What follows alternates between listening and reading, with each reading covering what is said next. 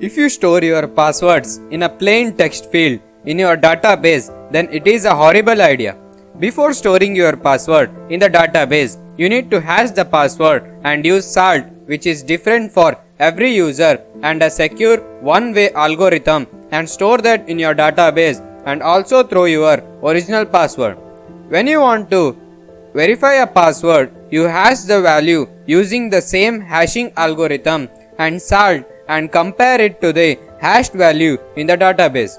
To clarify a bit further on the salting a bit, the danger with simply hashing a password and storing that is that if a bypasser gets a hold of your database, they can still use what are known as rainbow tables to be able to decrypt the password, at least those that show up in the rainbow table. To get around this, developers add a salt to passwords, which when properly done makes rainbow attacks simply impossible to do.